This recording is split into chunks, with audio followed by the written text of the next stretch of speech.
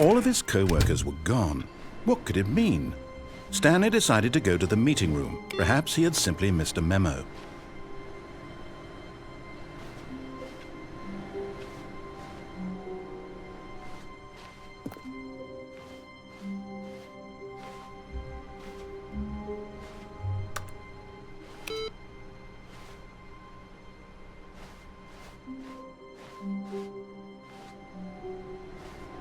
No matter how hard Stanley looked, he couldn't find a trace of his co-workers.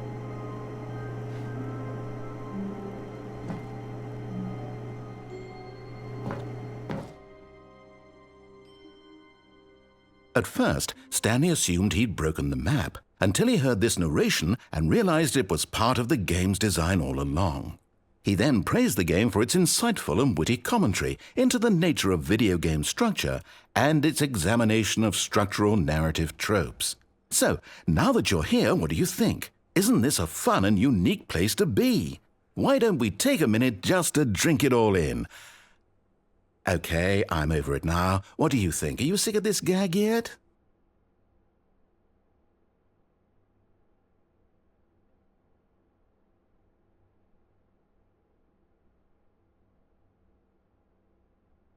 Well, I don't know how to say this politely, but you could literally just hit escape and restart the game any old time you want, like right now.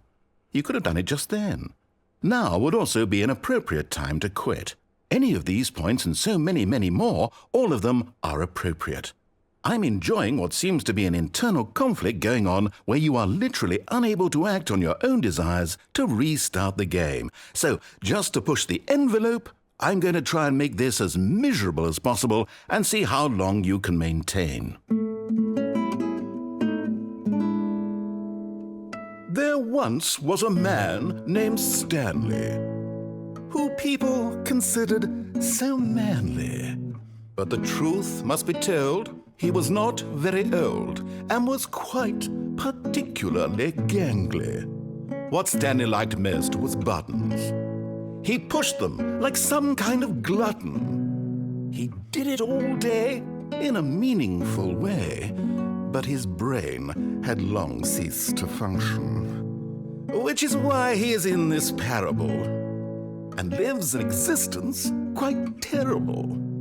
And if you are not strong and keep playing along, you too will become quite unbearable. Yes.